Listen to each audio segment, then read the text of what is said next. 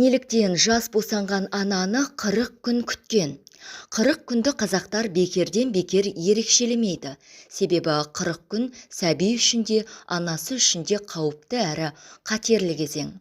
40-нан шықпаған бала жердің баласы емес деп есептеген.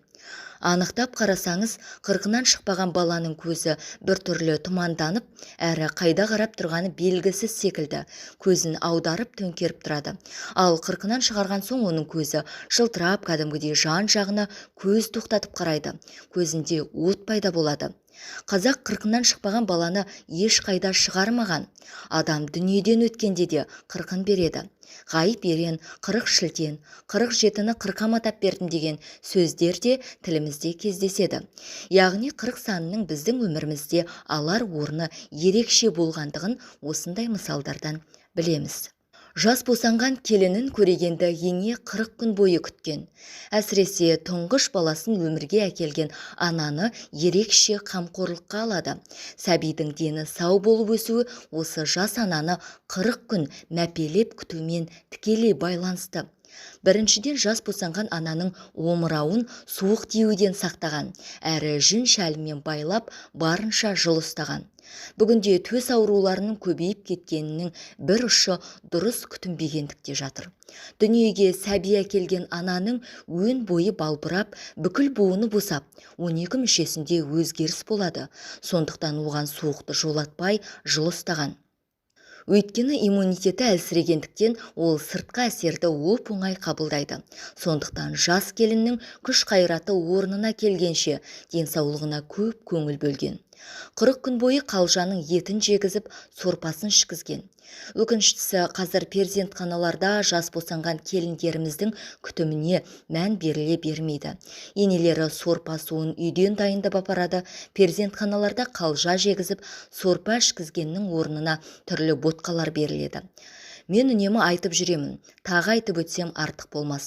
Тәуелсіздігімізге қолымыз жетіп, егемен ел болып жатқан гүлденген Қазақстанымызда сәбидің кіндігін кіндік шеше кесетін, жас ана босана сала қалжа жегізетін ұлттық перзентхана неге ашпасқа? Кеңес одағының кезінде тіпті бертінге дейін жаңа ғана босанған аналардың ішіне қан тоқтату үшін деген желеумен кесек-кесек мұзды қойған.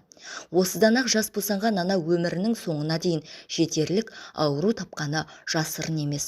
12 мүшесі балбырап, жаңа ғана өмірге перзент әкеп жатқан ананы жылы орап, сорпалап терлетудің орнына тастай мұзды ішіне басқан. Жас босанған анаға керісінше суықты жолатпаған. Бұл күнде неге екенін сол кесек мұзды бұлар көбеймесін деген мақсатпен қойды мекен деп те ойлаймын. Бүгінде Құдайға шүкір ондай нәрседен перзентханаларымыз арылды. Негізі әйелдің босанғаннан кейінгі іштегі қатқан қаны мен артық тұзы, жел құзы терлеу арқылы термен бірге шығады.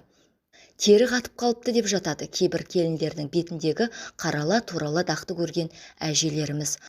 Бұрын 40 күн бойы жас босанған ананың қолын суық суға салғызбаған.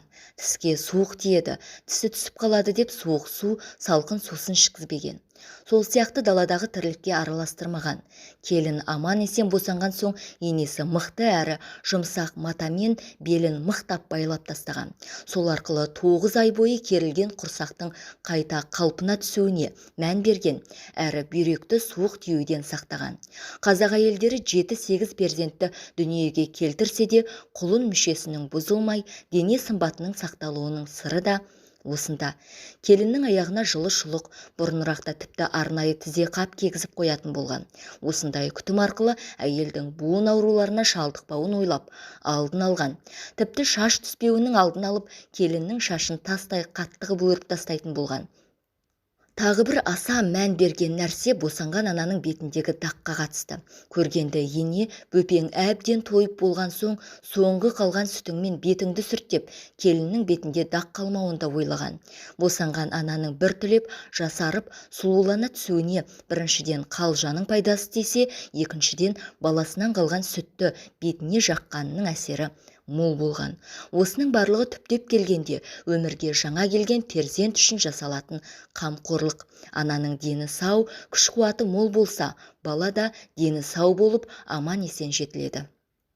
Әсіресе тұңғыш баласын босанған ананы 40 күнге дейін қол-аяғын қимылдатпай күтсе, келесі балаларында жөн-жосықты өзі-ақ білетін болады.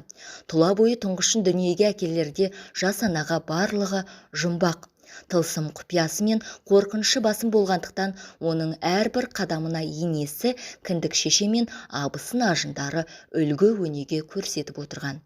Ел аузындағы әңгімелерде айтылатын тезек теріп, далада жалғыз жүріп босанып қалып, баласының кіндігін тісімен қиятын аналар осындай күтімді көрген, денсаулықтары мықты біздің қазақ әйелдері.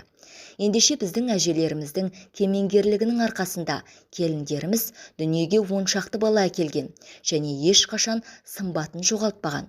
Бүгінгідей әйелдерде кездесетін түрлі аурулар да олардан аулақ болған.